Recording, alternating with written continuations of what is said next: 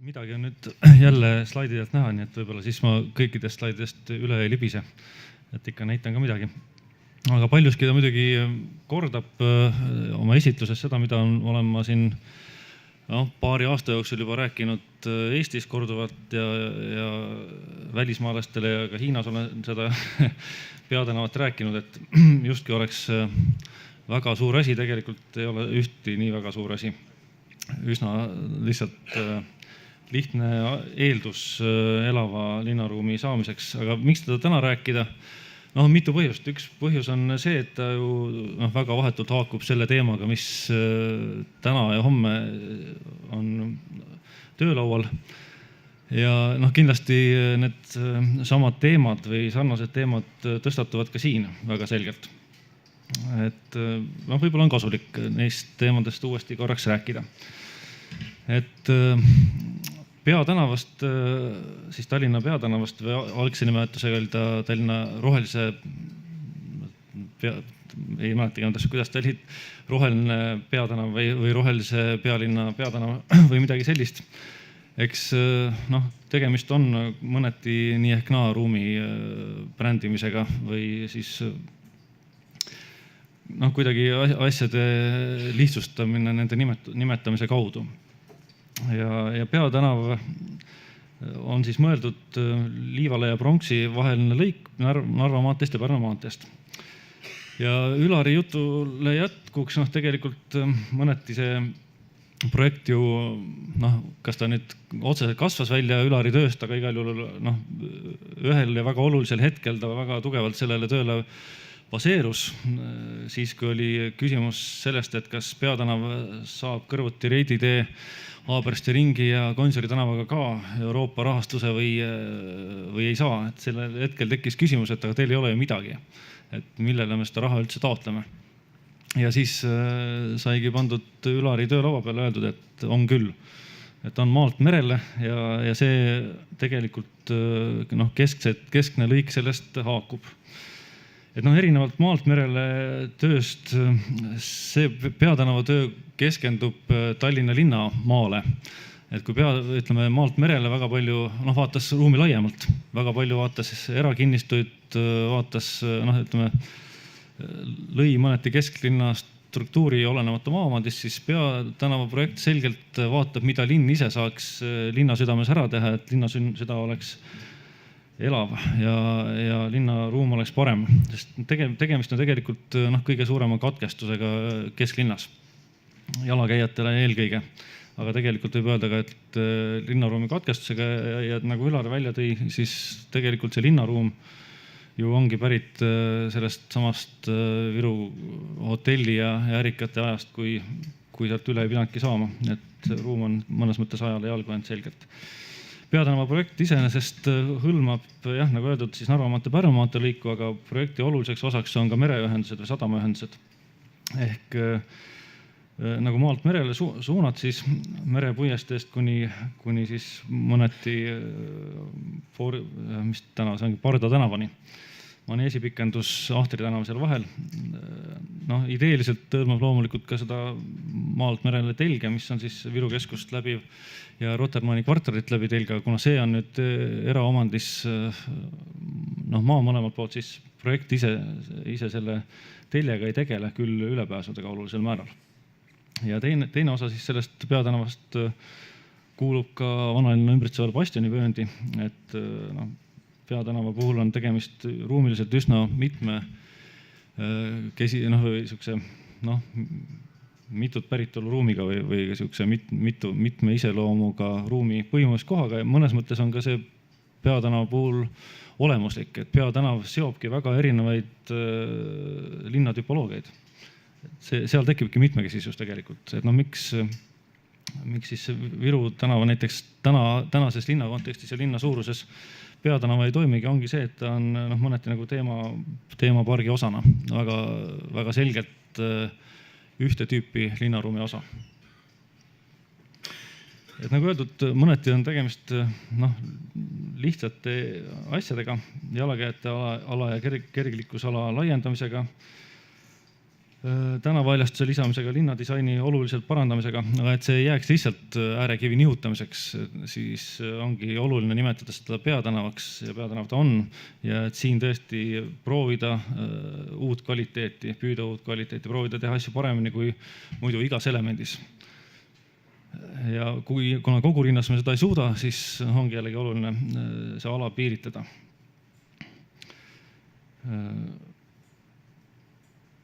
Ja tegelikult ju ka Tallinna üldplaneering näeb ette, siin on öeldud autoliikluse piiranguala, on see kollane ala ja peatänav põhiosas sellesse alasse ka jääb, et tegelikult on kaudne tugi olemas olnud juba 2000. aastast alates või isegi varem, kui üldplaneering koostati, et selle kollase ala puhul võiks rääkida autoliikluse piirangualadest. Üldplaneeringu koostamise käigus tehti ka väga palju liiklusanalüüse ja võib-olla selle ikka muud eeldused, mis täna ei ole realiseerinud.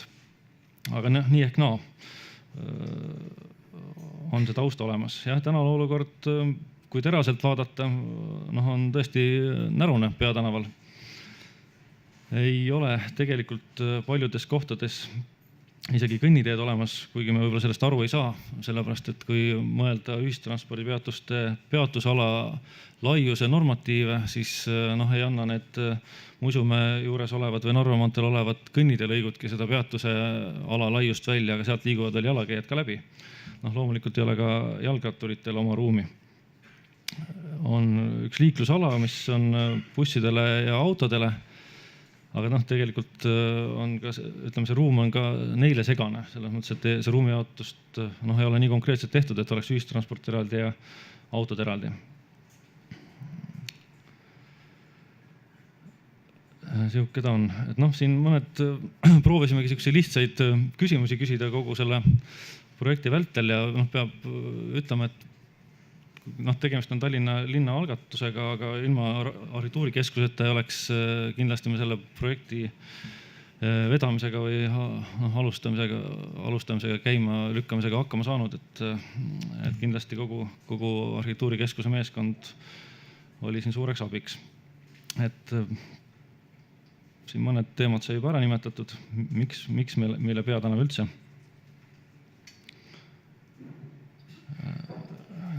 Nii. Ja et miks siis peatänava, mis see linna süda, et mõneti selle peatänava projektiga ikkagi linn väga selgelt ütles, et see linna süda või see peatänav, et see on üks ääretult oluline koht linnale.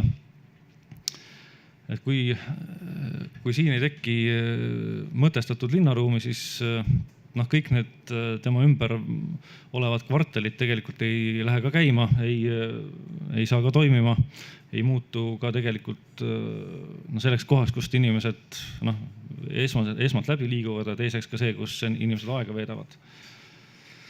Et hästi oluline on see, et siin on ajaloolist kihistust, on erinevaid linnatüpoloogiaid, on peamine siis inimeste linna saabumise koht, väga palju ühistransporti ja asub ka linnakeskuse arengualade keskel.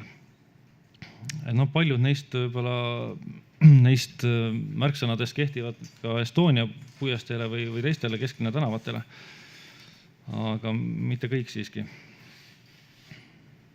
Viru väljaku Eesti teede alguspunkt. Mõned pildid, need ei ole nagunii näha siin ajaloost. Mõned lihtsad valikud ka, mis me küsisime või tegime. Et selge on see, et ühistransport on peatänaval väga oluline. Ja küsimus on, et kus siis ruumi juurde saada. Et kui me tahame ühistranspordi hästi töös hoida ja tahame jalakäijatele ratturitel ruumi, et siis kas me lihtsalt sulgeme tänava autoliiklusele ja saame sealt ruumi juurde või käitume kuidagi nutikamalt ja jõudsime sellele tulemusele, et meil on võimalus ja me ei peaks siin vastanduma erinevaid liikumisviise üksteisele. Küll me peaksime liikumisviisid allutama jalakäija reeglitele sisuliselt kogu selle peatänava lõigus. Aga ühistranspordi ja autod jätaksime ikkagi peatänavale ja see tähendaski seda, et ühistransport peaks minema tänava keskele, kokku trammid, bussid tegelikult on hea ka jalakäiguruumile, sellepärast et suured masinad saavad kõnniteedest kaugemale ja väiksemad autod, mille liikumist on võimalik ka paremini sellisel juhul rahustada nii vertikaalsete kui ütleme siis geomeetriliste rahustusmeetmetega, need saaksid olla siis jalakäigu ja jalgratturite kõrval. Siin jah. Siis oli veel küsimus, et kas kui ühistranspordid oleme otsustatud, et on ääretult oluline, siis mida tähendab, et ühistransport on oluline? Kas see tähendab seda, et on bussid olulised või on inimesed olulised, või on mõlemad olulised? Tegelikult on muidugi mõlemad olulised, aga see küsimus tõstatub väga siis, kui me räägime ülekäikudest. Et kellel on eesõigus, kas jalakäija võib igal hetkel üle tänava joosta või peaks ikkagi buss saama vabalt liikuda? Ja see tõstatub ka siis, kui me räägime ühistranspordi korraldamisest, et kas siis, kui bussidel on mugav peatuda ja peatusest välja sõita, sisuliselt ütleme kogu peatänava lõik oleks ääristatud bussipeatustega, et kas see on jälle inimesele või ütleme sõitjale mugav, sest sõitjale ju tegelikult on, ja eriti peatänaval on oluline ümberistumine ja oleks oluline see, et selles samas punktis, kus ta ühe bussiga tuleb, saaks ka ta teisega jätkata. Jah. Lähen edasi, valikud olid veel, nii nagu Siiri ja Indreku kübarad, siis küsisime ka, et kas peaks käest kinni hoides saama kõnnida või peaks saama rattaga kõrvuti sõita.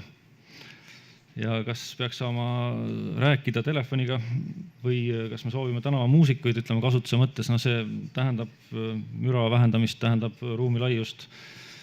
On ju ka küsitud, et meil kliima on nii ja naasugune, et kas meil on neid laiu kõnniteesi üldsegi tegelikult vaja.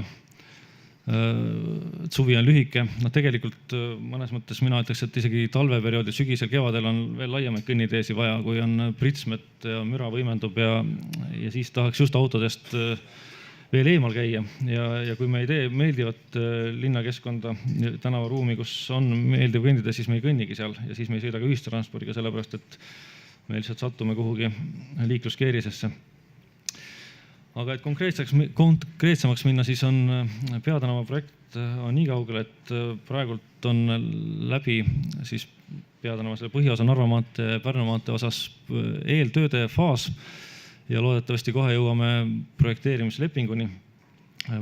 Mõlema ala võistlused on toimunud, siis on toimunud Pärnu maantee ja Narva maantee võistlus, mille võidutööd ma nüüd näitan ja siis on toimunud ka meresuunaliste ühenduste arhitektuurivõistlus.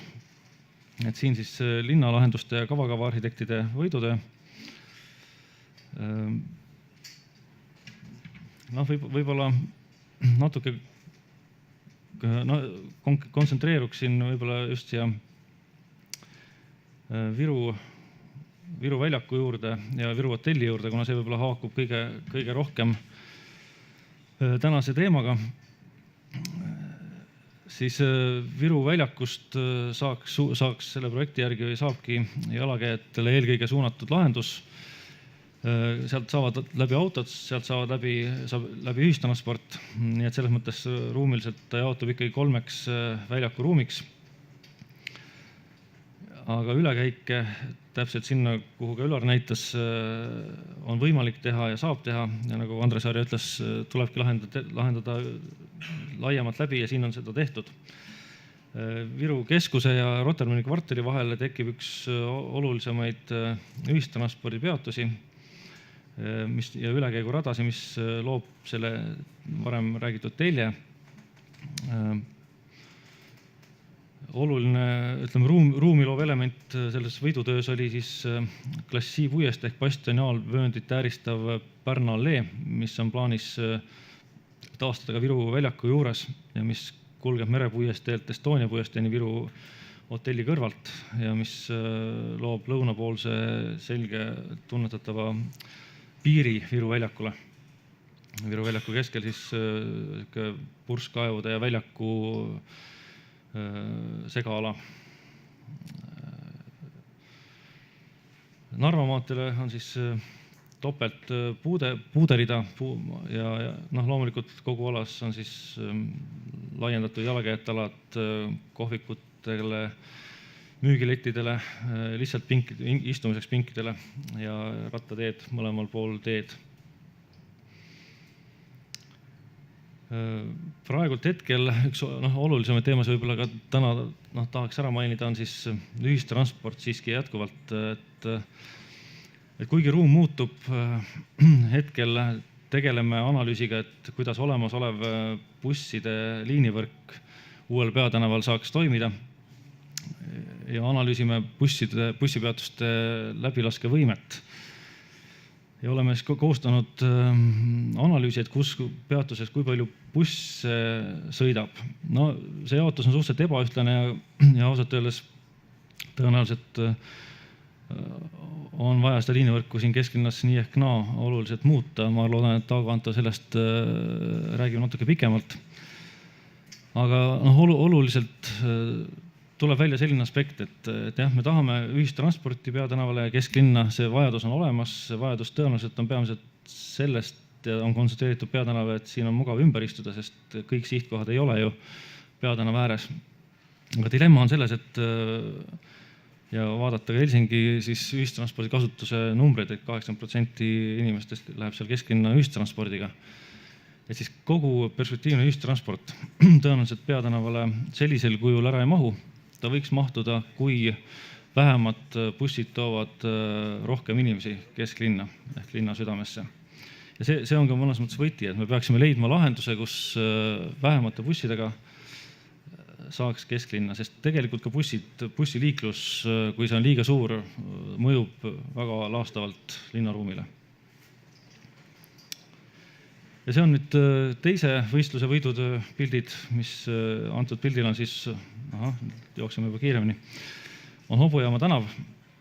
Hobujaama tänava puhul on oluline ära mainida sadamatrammi. Selle uuringud küll veel käivad, et kus ta täpselt tuleb, aga ma usun, et trammist räägib ka Aago Anto pikemalt ja kõige tõenäolisem sadamatrammi teekond on siis sadamast mööda Hobujaama tänavat risti üle Peatänava Laikmaa tänavale ja Kaubamäe ristmikult keeraks ta Gonsiori tänavale. Et seda on ilmselt täna ja homme mõistlik ja vajalik meeles pidada ja sellega arvestada.